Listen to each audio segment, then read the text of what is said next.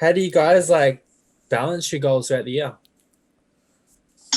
when it comes to how you systematically block it? Frantic, I like hearing you talk. Balance my goals, even if I have one. Just when do you get shredded? When do you want to get Oh, bigger? When do you focus on being to healthier? be honest, for after I competed last 3 years ago, 2 years ago, probably, yeah. And since then I've been fat, so I really don't have any goals of becoming shredded anytime soon.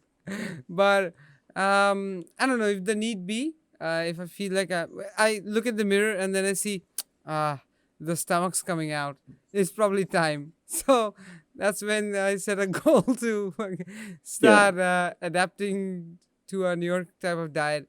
I think it's all psychological factors and need-based adaptation that you generally need to variation that you generally need to do. It's more of a need-based variation. I feel like variation is always need-based. By It need-based, is. I mean like, what's your next motive? Like why do you want a like? It's the simple question is why do you want a car? It makes life easier.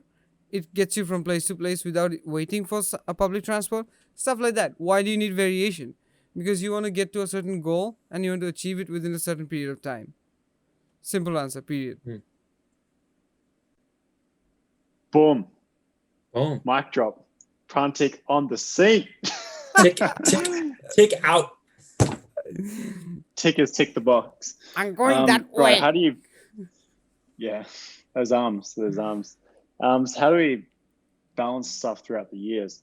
Well, again, specificity of adaptation is important. So it's hard to be maximally good at a lot of things at the same time. Like, that's one of the issues with like conjugate style programs. Like, there's too many things you're trying to get good at, and each part of one part of training will interfere with another part of training. So you can do less over here, but you don't resensitize over here, and it's kind of a mess.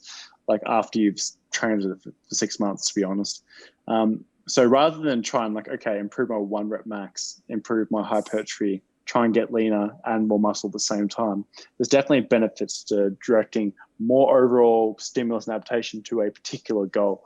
Now, when considering all these different goals we have, because usually people, they might be primarily interested in one thing, but we usually like, it's cool to be big, but it's also cool to be strong. It's also cool to be shredded. If we could have it all, we probably would. And Hulk. a good athlete will probably stick to their one thing for the most part. But even with like one person trying to gain size, if that's their only goal, there's still benefits to varying within that. Now, as for getting more goals, I'll just answer that more directly now. One thing you got to consider is how different are the different kinds of things you're trying to get good at. So if you're trying to get really good at swimming 1,500 meters, it's more different to powerlifting 1RM than a just hypertrophy, like 6 to 10 rep kind of thing. Like, there's more variation there. So if you're trying to get good at like 1RM powerlifting and swimming at the same time, both trainings are going to interfere, like we mentioned before. 100%. So the further out across the year you can kind of spread them away from each other and not let them interfere with each other, the best. And if your goals vary on a smaller level, then the gap in, like, you can be maximally big and then maximally strong not long after. Like, it might just take, some neural work, some technique work, and basically all the things involved in strength that aren't so much in hypertrophy. It doesn't take too long because hypertrophy is part of the factor. Again, it's not too far away. So when we're balancing all these things, to kind of answer the question, you might be like, okay, I'm going to get cool all the things I want to that are next door to each other. I'm going to keep them pretty next door in my programming. And the further away it is from that, then I'm going to keep it further away. It's kind of that simple in a sense. So if I'm trying to get to shredded versus maximal strength, they're probably two different parts. I mean, I've tried to do both, and it's pretty shit. You kind of just, there's a phrase, you can't sit on two horses with one ass. You kind of fall off like both horses. Unless you're Chuck Norris. Yeah. Chuck Norris would, good point. Yeah. Nick. What are your thoughts there, Nick? No, that was good. Pretty much sums it up. So I mean, for me this year personally, it's kind of taken a different direction to what I say I would normally do, just due to my knee injury, which, to be honest, like, it did it set me back like mentally, right? Like for example, I love to deadlift and squat, and the fact that I knew that I just couldn't, right? Like it gave me no motivation to like improve Mm-hmm. bench. It gave me, really no motivation to just get strong in general. So I, I mean, like, so to be honest, I just spent most of this year like, rehabbing my knee, just trying to get it to function good, um, and I progressed there. So I'll just say there was a lot of variation with me over the course of this year. I regressed a lot of movements, and progressed with it over the last what month are we in now? Since December, maybe Wow. even January. All right, so um, like yeah, I've been able to do you know squats and things like that over the last couple months. Thing is, like, I would still end up with niggly pain like a couple days later, and it's not fun, Mm-hmm. right? Yeah, I might be able to do it, within the actual session. A couple days later, may not feel so great, right? And then I had to kind of sit there and like ask myself, okay, there's something else, like there's another underlying issue here, right? So I actually just seek professional advice, and basically I'm on track right now towards getting better at it. And I've noticed that even now, like when I go back to movements such as a squat, right, I find that I can do it and there's no really lasting pains, going forward. So progression in that sense, great, right? The amount of variation of exercises that I've had to do in order to get there, a lot. All right. So this year has basically just been, like a lot of regression and of exercises and training through the variations of that to progress basically back to lifting functionally, through those squat and deadlift patterns, efficiently. Did you feel like you did a That's lot of been sustenance work, Nick? A lot of sustenance uh, work?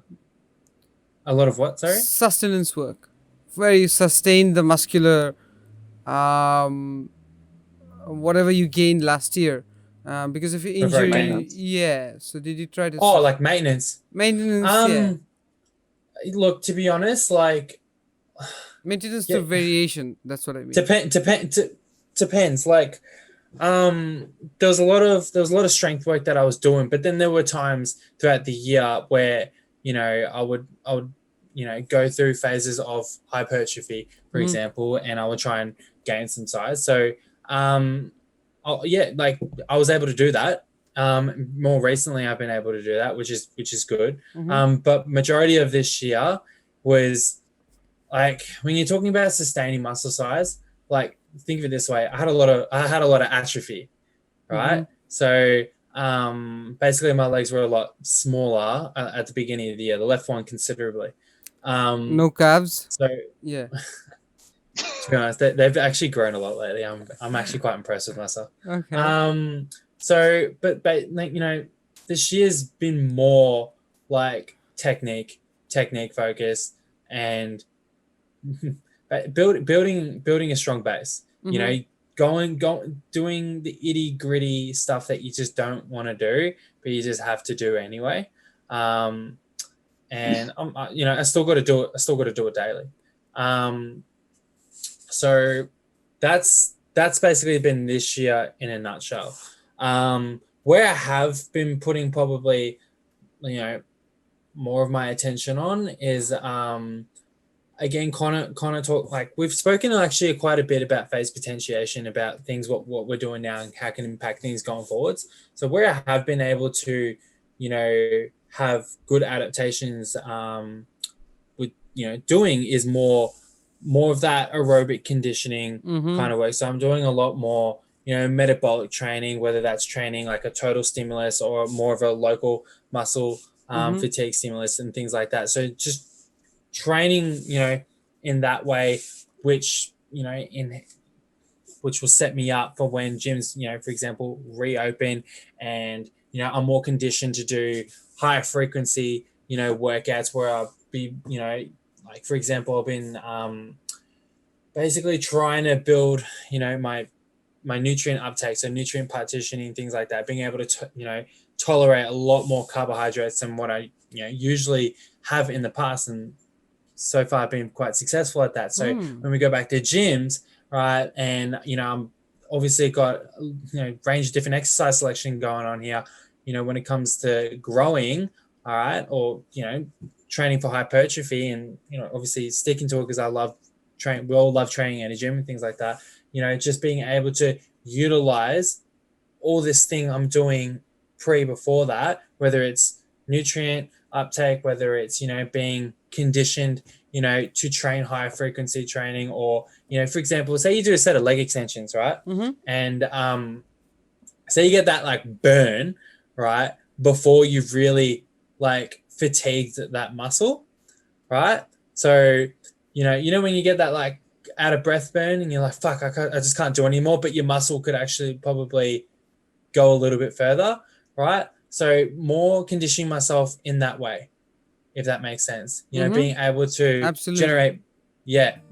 generate more fatigue muscle locally, doing that now, right? Which in turn, like I said, potentiates for when we go back to the gym, where I'd come back to that and I'll be actually better at that movement, be more efficient at that movement, right? Exactly. So that's where I have been able to do things, and progress, now. All right. So that's essentially what, I've been doing, which is, when you think about it, is totally different to what I normally do. But considering I have the time to do it, and that's really what I have good access to doing. It's not bad. Yeah. Thank you for watching the Forge podcast. If you enjoyed it, we'd love for you to subscribe. If you want to find out more about us, check the description. And as always, thank you for listening.